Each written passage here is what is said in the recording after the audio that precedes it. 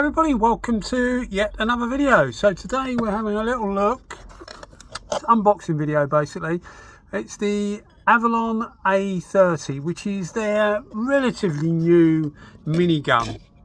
So what I've got, I managed to get hold of a 1.0 and a 1.2. Now the reason I wanted both of these is quite significant really, because they're a different cap. The cap is different. They do a 0.8, a 1.0, which is this one, and a 1.2. But the 1.2 has a different cap on it. Basically uses more air. It should put out a bigger pattern, but this is much more of a finer spray with this cap on the 0.8 and the 1.0.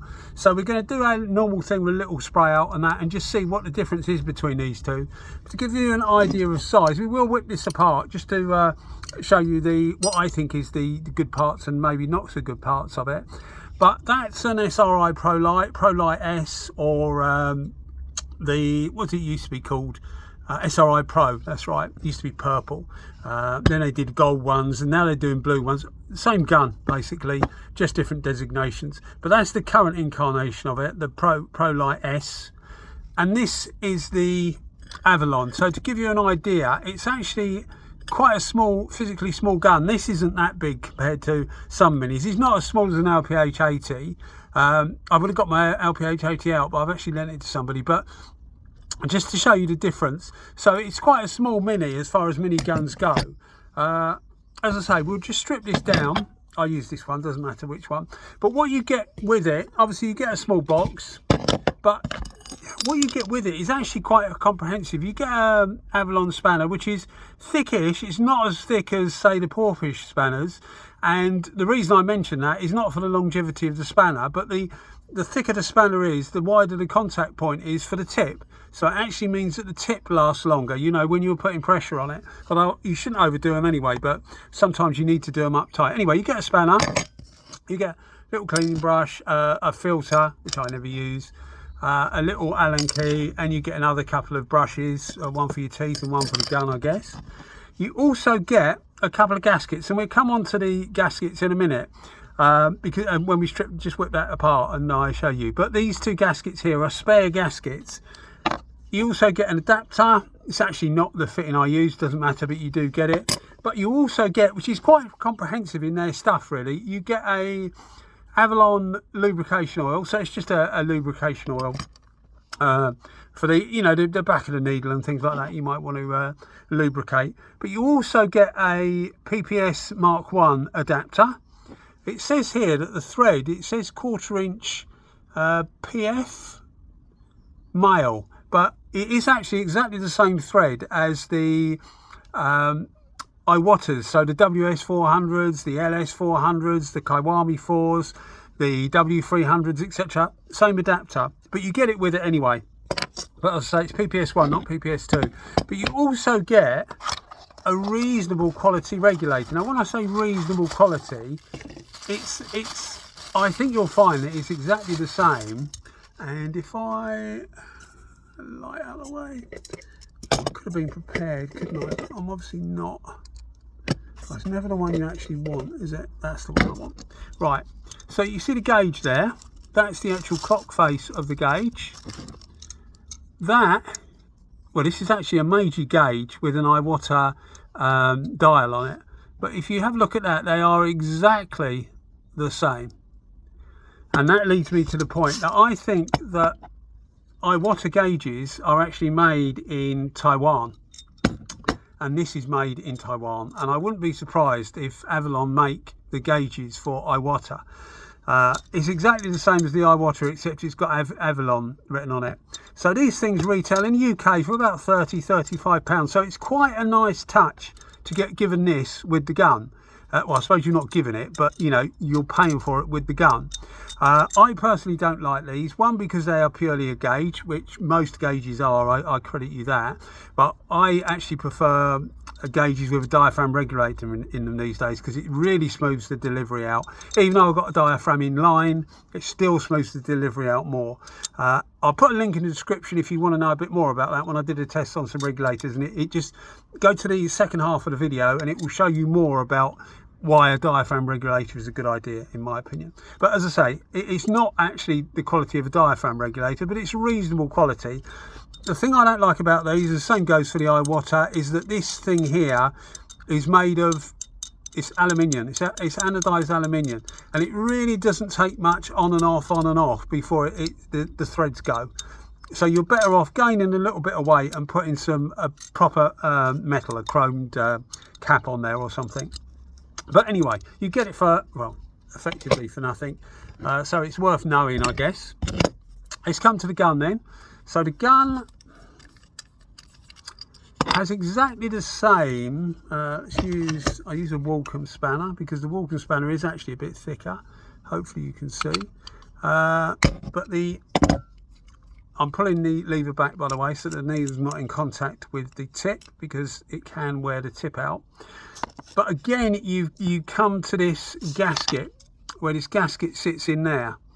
Now, it's not ideal in that, hopefully you can see that it doesn't actually completely fit around this centerpiece. There's a few gaps around here, and all that means is it's going to splay out. When you actually do the tip up, time and time again, it starts to splay out. So you're going to need these spare ones more often than you would with some guns, like the DV1, which has one of these, but it's actually has a screwed down collar, so it doesn't come on and off anywhere near as much. Whereas this comes off each time you take the tip off. And if you're anything like me, you'll clean the gun over and then run some air through it straight away, just to stop any liquid falling back into the gun where you've cleaned it. It's just something I do because SATA recommend it for their digital guns, that you keep some air going through there so that you're not actually introducing any thinners or gum wash or whatever into the digital gauge, because it shortens the life of the gauge, and sometimes, you know, it doesn't take long for it to actually bugger it up. So I apply that to all my guns these days. And what I'm trying to get to is, when you do that and you put some air through it and pull the trigger, that shoots out anyway, because it's actually covering or right near some air holes where the air goes through the gun. So you need to take this on and off quite a few times. So one thing I will say, if you're taking this on and off, is when you're going to put it on, just something I've learned, because I have actually been using the 1.0, because I've had that a little while. I will put some proper reviews up. They shouldn't be too long either with the 1.0. I've literally only just got the 1.2 I've had for a while. I've literally just got the 1.0. So I will put a review up quite soon of the 1.2, but as I say, it'll take a little while for the 1.0. But I was just interested to see what the difference was between the two, and I was going to do an unboxing of the 1.2, and I thought, well, I'll wait until I get the 1.0 and then we can do it together, and it just makes more sense. But what I was going to say is, when you put these back together, put the gasket on the baffle and then put the baffle into the gun, because if you put the gasket into the gun, if you recess it into the gun, you're forever trying to chase this little pin, where this pin goes through this little hole here of the gasket. You're forever trying to chase that to get it central, and you end up making the gasket worse and worse. So just fit the gasket onto it like so, and then place it into the gun, and then it will be on target, he says, making sure he gets it right. Yeah, it just drops in like that. Otherwise it's pretty standard fare. You have one thing I noticed actually they don't do, they haven't put on something that's relatively expensive. I mean, these aren't, it's not as dear as a Pro Lite S, but they are quite expensive. They haven't put, most manufacturers these days will put a little end cap on here, a little plastic end cap, and it just stops the spring picking up on the inside of there. When you're turning that, sometimes the spring will catch and it will just make it a bit bumpy, a bit notchy. They haven't done that, which is a shame really, because when you're paying that sort of money for it, you think they would, and it would be a really easy thing to do. If they're watching this video, think about doing it. It's a really easy thing, retro thing to do. You might have to shorten the spring slightly and put one of those little plastic pieces on the end, just to smooth it out slightly. Again, standard fare really. I haven't actually looked to see whether the needle's different on the 1.2 to the 1.0, but the caps are quite different. Let's show you the difference in the cap, and also the air consumption. They reckon that the, oh, that's really on time, isn't it?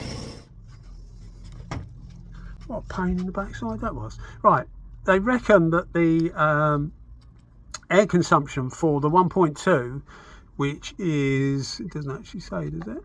What does it say? CH, yeah, CH and an FX cap. So the 1.2 has the CH cap, and the other ones, the 0.8 and the 1.0, will have the FX cap, which is that one there. But you can see, or hopefully you can see, if the camera doesn't want to focus on my head, you can see a difference between the, oh, this is so annoying, off my eyes. So hopefully you can see a difference. What I'll do is I'll put a photo in the corner of the video, because the video is really not playing games. The build quality of these, it's actually very, very good. You've got the bit with the gasket I was saying about, which is not ideal, but it seems reasonably okay, and of course you get the spare gaskets with it. Hopefully you'll be able to get spare parts of these, presumably direct from Avalon. I don't know, but the build quality actually seems to be really, really good. I mean, I equate it somewhere up looking at these. Now, longevity I don't know about. I can't say that yet. I haven't had these things long enough. But certainly just looking at the fixture and fittings of it and the way it's put together, it's sort of somewhere up near, I would say, Meiji type thing. In that it's probably not quite as good as Meiji, but it's definitely nearly there. It's more of a what I would call a Swiss watch type feeling, rather than you get with things like starter jets and with Segolas and things like that. You get the feeling that they're built to withstand anything, whereas these seem to be like little precise tools, if that makes sense. You know, as I say, as far as longevity goes, I really don't know, but only time will tell. And you know, I've started that journey now, so we'll see how long they last. But as I say, what I'll do is I'll put a camera on my head and we'll have a look at the patterns they make, and we just check the air consumption as well by changing the gauge over. If I start with the 1.2 and then we swap the gauge over to the 1.0, we will see that the figure drop, the consumption drop.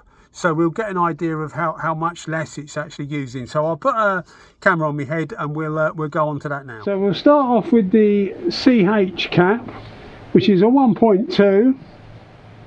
We've got everything fully open, fluid fully open, fan is fully open. Obviously the onboard control for the air pressure is also fully open. I'm going to set this to 2 bar working pressure. I have used this gun, 2 bars absolutely fine.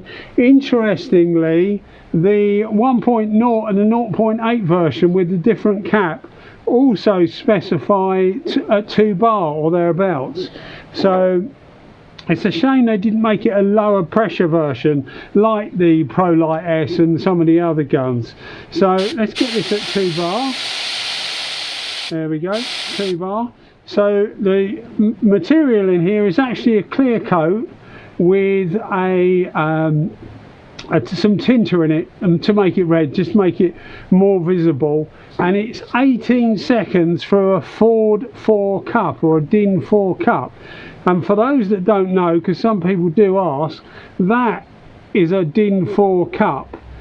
And the idea of that is you fill it with material to the top and just time how long it takes for it to go through that hole. And when they say DIN 4, it means it's a 4 millimeter diameter hole, which is what that hole is there.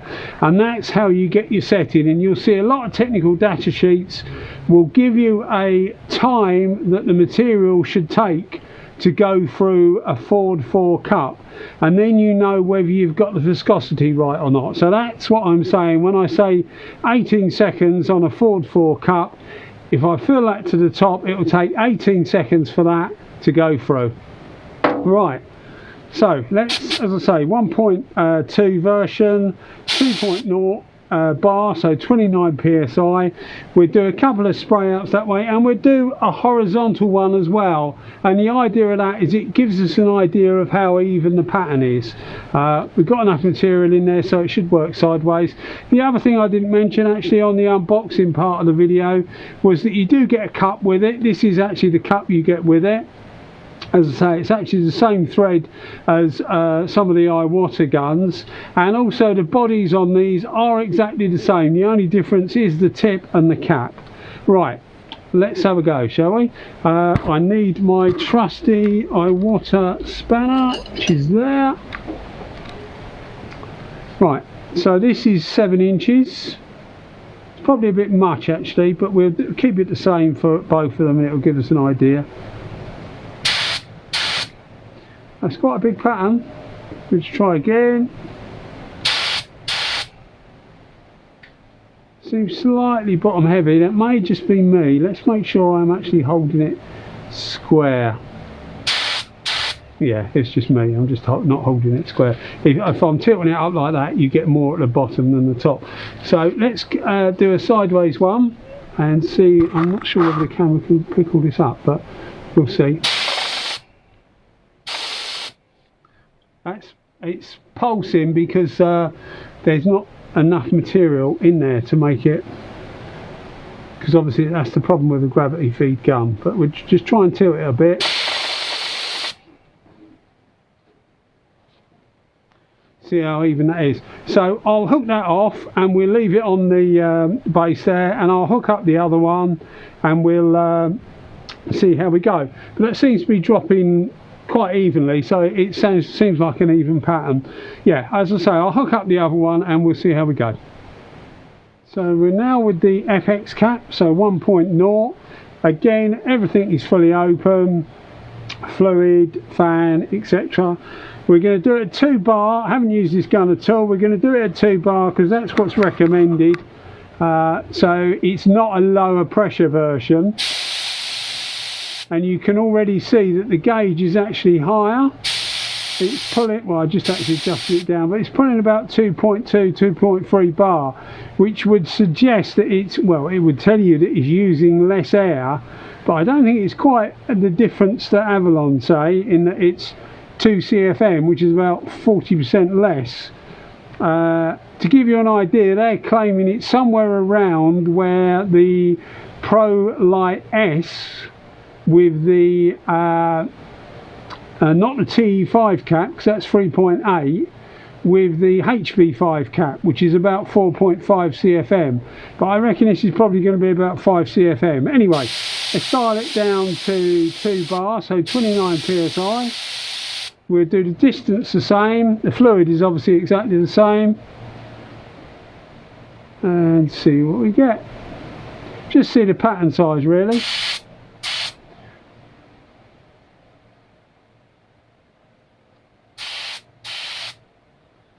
Yeah, it looks alright. It looks as big actually. Let's do it sideways. That's not really, we're not really worried about that, are we? We're more worried about seeing if it's even. I'll leave that to drop. As you can see with that one, I left it to drop. Looks bottom heavy, that. Definitely looks bottom heavy. Let's try another one somewhere else. Try another one here, shall we? Get a distance. Just make sure it's not me. No, it's definitely bottom heavy. I would suggest the pressure's too high on that. Bring that pressure down a little bit.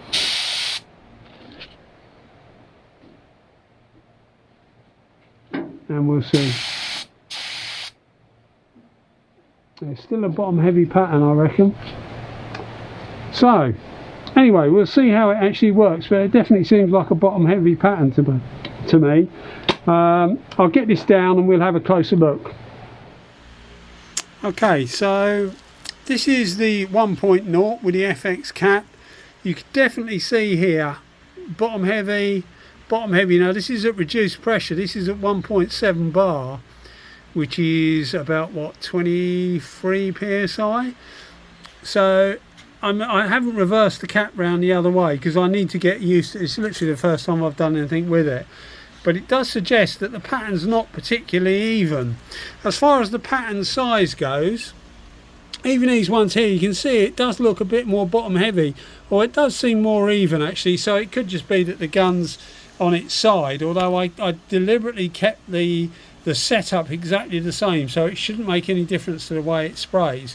I.e., if you turn this cap round to effectively mean you're holding the gun like that, but the cap is the other way, I'm not always sure whether that actually works properly, because the baffle is designed for it to be like that. So I prefer to hold the gun on the side, and in theory, as long as you're getting material coming through the top, being a gravity feed gun, it should work fine.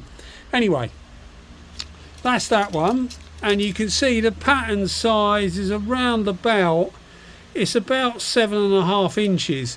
Now this one definitely is bigger, because this one's about 9.5 inches, and it's definitely a much more even pattern. You can see that is a perfect pattern as far as evenness goes. You obviously expect more wet in the middle. Most patterns will be like that. It'd be very difficult to get a consistent pattern all the way around because the material exits from the center. But yeah, I mean, certainly as far as build quality goes, they seem pretty good guns.